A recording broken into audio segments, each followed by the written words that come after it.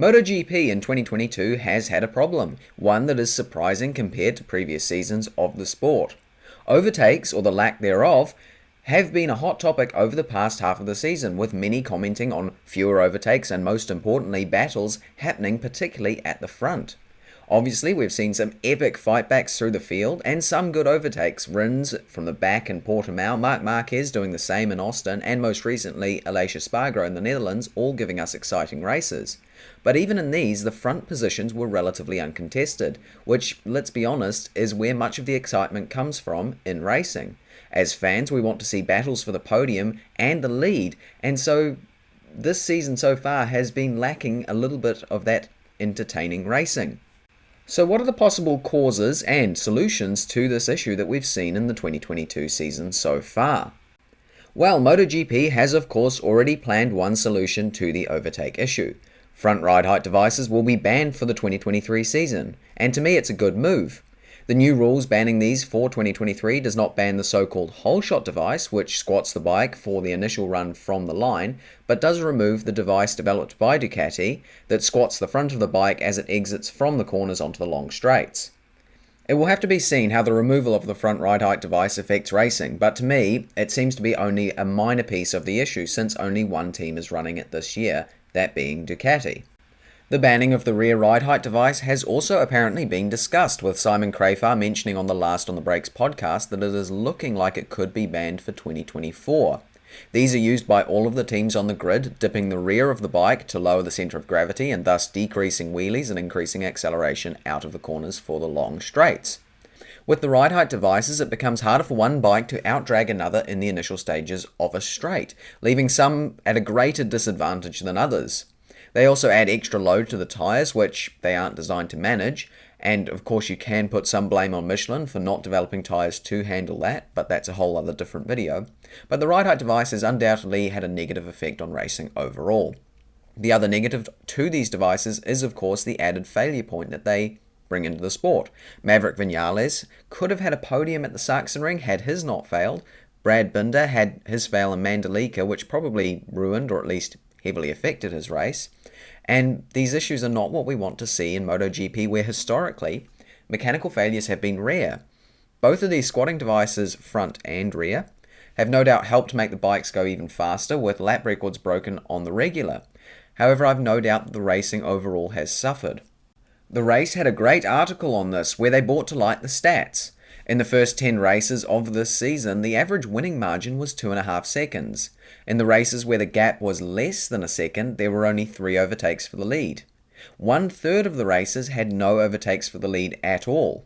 Given that MotoGP a few years ago was producing some incredible battles for wins and podiums, it is a shame to see this season so far follow a trend where the race is more and more decided by qualifying or who got the best launch off the line. Wings have also come under scrutiny as the dirty air disturbing following bikes has been said to increase the difficulty of overtaking. They also load the front tyre, increasing its temperature, making it harder to overtake as the tyre overheats and causes an increase in tyre pressure, leading to loss of feeling, particularly when following another bike where there's less fresh air to cool it. It, however, is difficult to justify removing wings for the future. They've been on the bikes for a long time and in themselves, when deployed reasonably, do not ruin the ability to race. There is, added to this, the critical safety argument. At 360 kph, the wings on the front of the bikes are critical to ensuring the riders don't lose control. A good example is the hump on the front straight of Mugello, which would become more of a jump without downforce. So there is that important safety reason for them to remain. However, at the same time, we have seen dirty air from other riders affect their competitors, with Miguel Oliveira being forced across the grass, in part thanks to the turbulence from Aleix Espargaro's bike at the previously mentioned Mugello. Nonetheless, the stability that the wings provide at high speed is critical for safety, in my opinion, as the manufacturers push the top speeds ever higher down the straights. To me, the amount of aero tricks that are put on the bikes are getting a little bit ridiculous. Ducts, vents, ground effect panels, whilst yes, helping push the limits of what a motorbike can do, are also what detract not only from racing, but the sport as a whole. We've seen Suzuki officially announce that they are leaving the sport, now that they've made an agreement with Dorna, and whilst yes, this was down to them wishing to look long-term and fund development of things like electric cars and other EVs, I have no doubt that if the costs of development were lower, they would have been more likely to stay. Wind tunnels and ride height devices take a lot of money to develop, and as manufacturers push that limit ever further with aero and things like ride height devices, it costs more and more for those around to not only catch up, but develop new technology for much less of a gain. I do of course understand the inverse argument. MotoGP, as with Formula 1, is a prototype series and should push the limits of what is technologically possible. However, Formula 1, as we've seen this year, has introduced their new regulations to restrict spending and increase on-track overtakes, and MotoGP must do the same if it wants to retain the advantage that it has always held over the four-wheeled motorsport category: excellent competitive racing. So in my opinion, here are the changes that need to be considered. Remove all ride height devices, front and rear. As said earlier, the whole shot device can remain to get those crazy launches off the line.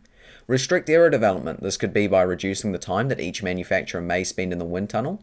Wings need to remain. There are safety concerns in both directions, but in my view, the addition of wings, at least like the ones we have seen in the first few seasons of them being added into MotoGP, do not negatively affect the racing, and I think have an overall safety and racing benefit. Perhaps some restrictions on the surface area or the number of planes could be considered as a way of restricting them to a reasonable level. And lastly, the other little aero tricks such as ground effect. I can't say how these affect racing. I'm studying the wrong kind of engineering for an in-depth understanding of them. However, some restriction needs to be made to ensure that development costs don't get out of hand. We don't want to see MotoGP become a sport where it is pay to win. Of course, this is all my opinion, so what do you think? Have I hit the nail on the head? Or do you think something else should be done? I'd be interested to hear your thoughts. Thank you very much for watching. If you have enjoyed, please like and subscribe and all of that. And I will see you in the next video. Goodbye.